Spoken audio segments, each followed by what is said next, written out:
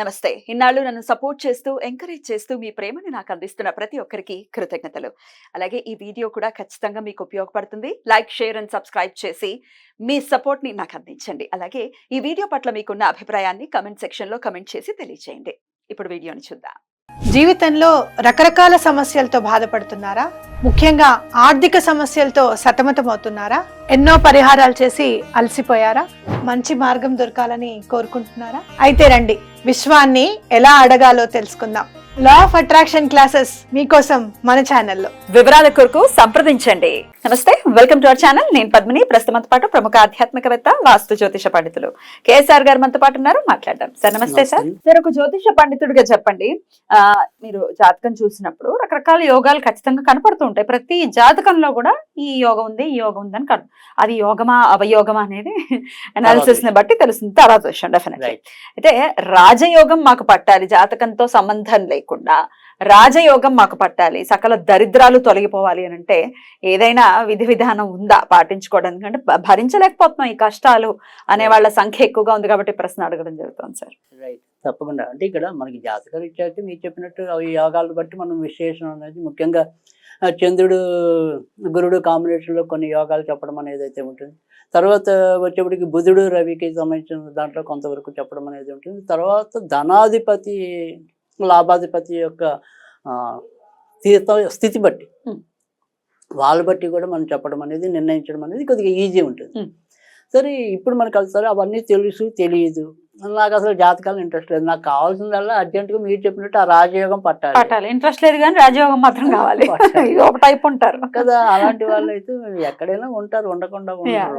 So అలాంటి వాళ్ళ కోసం మరి ఏంటి పరిహారాలు అనేది ఇక్కడ మనం గమనించాల్సింది. లేదా ఒక రెమెడీ తీసుకోవాలి అనుకుంటే కనుక మీరు శివుడు భక్తులైతే ఒకటి చెప్తాను, విష్ణు భక్తులైతే ఒకటి చెప్తాను, అమ్మవారి భక్తులైతే ఒకటి చెప్తాను.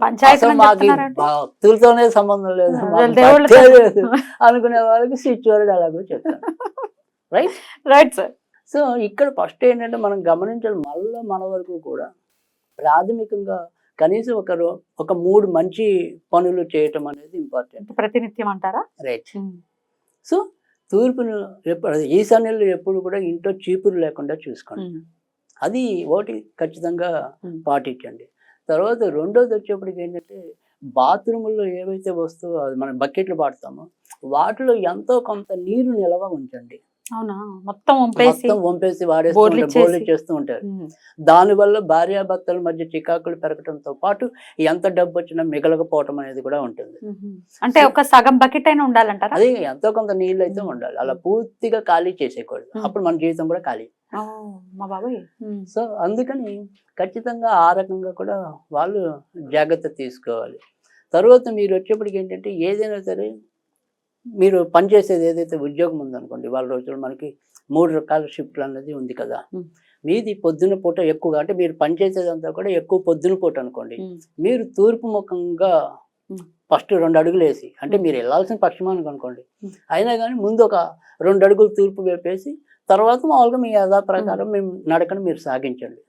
అదే ఒకవేళ మధ్యాహ్నం అనుకోండి మీ యొక్క డ్యూటీ, ఈ మధ్యాహ్నం అయితే కనుక మీరు ఉత్తరం వైపు 2 అడుగులు వేసి తర్వాత మీ ప్రయాణాన్ని సాగించండి. అలా కాకుండా మీది డ్యూటీ నైట్ డ్యూటీ, అప్పుడు పడమర వైపు 2 అడుగులు వేసి ఈ రకంగా ఈ జాగ్రత్తలు తీసుకున్నా కూడా ఎంతో కొంత మీకు యోగం పట్టడం అనేది అయితే ఉంటుంది. అర్థమైన విషయం ఏంటంటే సూర్యుడు ఎక్కడున్నాడు అనే దాన్ని బట్టి అయితే కదండి. పొద్దున్నే సూర్యుడు చెప్పాల్సింది ఏంటంటే ఉదాహరణగా అంటే ఉజ్జాయింపుగా మనం చెప్పాలంటే కనుక పొద్దున 6 నుంచి 12 మధ్య ఈస్ట్లోనే ఉంటాడు కనుక అటువైపు నడవమని తూర్పు వైపు. తర్వాత 12 నుంచి సుమారుగా మళ్ళీ 6 దాకా మీరు ఉత్తరం వైపు నడవండి. 6 నుంచి అర్ధరాత్రి 12 లోపు ఎక్కడైనా వెస్ట్ వైపు నడవండి. ఇది మీరు తీసుకోవాల్సిన జాగ్రత్త. ఈ 3 కనుక కొంతవరకు పాటిస్తే రాజయోగం పట్టడం అనేది ఉంటుంది. సో ఇక్కడ రాజయోగం పట్టడము అంటే మళ్ళీ మనకి 2 రకాలు ఉన్నాయి. ఒకటి సంపదల్లో రాజయోగం పట్టడం, రెండోది మనం వర్క్ చేసే చోట మనకి రాజయోగం పట్టడం. అది కూడా కావాలండి, అది కూడా కావాలిగా. సో అందుకని ఈ 2 రకాల రాజయోగాలు కూడా మనకి అవసరం అని చెప్పాలి. సో అందుకే ఇక్కడ మనకి కావాల్సింది ఏంటంటే కనుక ఒకవేళ మీరు చెప్పిన శివభక్తులు అయితే కనుక, ఒకవేళ మీరు శివభక్తులు నన్ను అడిగారు అనుకోండి ఈ ప్రశ్న, అప్పుడు ఓం ధనరూపాయ ఈశ్వరాయ నమః, ఓం ధనరూప. ధనరూపాయ ఉమ్, ఈశ్వరాయ నమః అంటారు. అద్భుతం. ఉమ్, సో అదే మీరు వైష్ణవ భక్తులు అనుకోండి, ఓం నమో లక్ష్మీ కుబేరాయ నమః, ఓకే. ఓం నమో లక్ష్మీ కుబేరాయ నమః. ఇది వైష్ణవ భక్తులు. లేదు మేము అమ్మవారి భక్తులు అనుకోండి, ఓం క్లీం శ్రీం లలితాదేవ్యే నమః, ఓం క్లీం శ్రీం లలితాదేవ్యే నమః. అలా కాకుండా మేము ఎవరి భక్తులం కాదు, మాకు మటుకు ఏదైనా ఒక స్విచ్ వర్డ్ చెప్పండి అంటే కనుక um. Wolf magic begin now, wolf magic begin now. Wow. నక్క తోక తక్కుతారు. So right. అది ఆ వుల్ఫ్ రకంగా అంటే తోడేలు అయినప్పటికీ కూడా ఫాక్స్ నక్క. అంటే ఏదైనా సరే ఆ సంతతి, ఆ సంతతి, అవును, ఆ ఫ్యామిలీ. ఆ family. సో అందుకని దాన్ని వుల్ఫ్ మ్యాజిక్ బిగిన్ నౌ అనేది వుల్ఫ్ మ్యాజిక్ బిగిన్. అది చాలా మంచి స్విచ్ వర్డ్ అనేది ఉంది. సో ఆ రకంగా దాన్ని పఠించటం అనేది. Mm. తర్వాత అవకాశం ఉంటే, ఇంట్రెస్ట్ ఉంటే గనక బయట పని మీద వెళ్ళేప్పుడు కొన్నాళ్ళు కొద్దిగా Mm. యాలకులు తిని వెళ్ళండి. Mm. ఆ రకంగా కూడా ఖచ్చితంగా మంచి జరుగుతుంది. Mm. అంతే, Mm. Simple remedies. డెఫినెట్ గా రాజయోగం పట్టడం అనేది ఖచ్చితంగా ఉంటుంది ఇట్లాంటి విషయాలు కనుక ఫాలో చేస్తే. తప్పకుండా. అయితే వాస్తు రిలేటెడ్ కూడా కొన్ని అవాంతరాలు లేకపోతే వాస్తు ఇబ్బంది పెట్టడం అనేది కూడా చూస్తూ ఉంటాం. వాస్తు కూడా మమ్మల్ని ఈ ఇంటికి వచ్చాక మాకు అంతా డౌన్ ఫాల్ ఉందండి, లేకపోతే కొన్ని ఇళ్ళు అయితే అత్యద్భుతంగా కలిసి వస్తాయి, ఇంటికి వచ్చాక అసలు సూపర్ అని అంటుంటారు. Right. వాస్తు రిలేటెడ్ కూడా ఏదైనా జాగ్రత్తలు తీసుకోవాల్సి ఉంటుందా ఇక్కడ- రాజయోగం పట్ల? రైట్. అంటే ఇక్కడ మనం వాస్తు యోగం వచ్చేప్పటికి ఏంటంటే గతంలో కొన్ని వీడియోలు అయితే చేస్తున్నాం. అంటే ఏ రాశి ప్రకారం అయితే వాళ్ళు ఎలా సర్దుకుంటే బాగుంటుంది, ఏ అవునవును, రకమైన చెప్పారు. మార్పులు చేసుకుంటే బాగుంటుంది అనేది మన గత వీడియోలు ఎవరైనా సెర్చ్ చేస్తే దాంట్లో ఒకసారి ఖచ్చితంగా దొరుకుతుంది. ఆ వీడియోస్ ఎక్కడ దొరుకుతాయంటే మన ప్లేలిస్ట్ లోకి వెళ్ళి కేఎస్ఆర్ గారు లేదా శేషగిరిరావు గారు అని కొడితే కనుక మీకు ప్లేలిస్ట్ లో మొత్తం ఆయన వీడియోస్ అన్ని వచ్చేస్తాయి, అందులో ఉంటాయి. రైట్. రైట్. Hmm. సరే, ఒకవేళ అవి చూశారు, చూడలేదు, కొత్తగా అందరికీ దొరకలేదు. కామన్ గా అంటే నాకు రాశి కాదు, ఇది కాదు, మీరు ఇందాక చెప్పినట్టు నాకు ఆ రాజయోగం పట్టాల్సిందే అనుకుంటే కనుక ఖచ్చితంగా ఇంట్లో ఉత్తరం వైపు సాధ్యమైనంత వరకు జాగ్రత్తగా చూసుకోండి. ఎందుకంటే ఉత్తరం అనేది కుబేర స్థానం కాబట్టి ఈ ఉత్తరంలో సాధ్యమైనంత వరకు మీరు ఏమైనా బరువులు పెట్టారా అనేది ఒకటి చూసుకోండి. సరే, మేము బరువులు పెట్టలేదు, మేము ఉత్తరాన్ని చాలా పదిలంగానే పవిత్రంగానే చూసుకుంటున్నాం, అయినా కానీ మాకు తగినంత లాభం ఉండలేదు, ఎంత వచ్చినా మిగలటం లేదు, ఎలా వస్తుందో ఎలా పోతుందో మాకు అర్థం కావట్లేదు, ఇలాంటి మాటలు అనేవాళ్ళు చాలా మందే ఉంటారు. సో అలా బాధపడే వాళ్ళు ఎక్కువ మందే ఉంటారు. సో అలాంటి వాళ్ళు చేయవలసింది ఏంటంటే కనుక వాళ్ళకి దొరికితే లక్ష్మీ గణపతితో కూడిన విగ్రహం అంటే మట్టి బొమ్మ ఏదైనా దొరికితే అది అక్కడ ఉత్తరంలో పెట్టండి. ఒకవేళ అవి కూడా దొరకలేదు అనుకోండి, పోస్టర్ పెట్టండి. అదే నేను చెప్తున్నాను, అది పోస్టర్ పెట్టండి.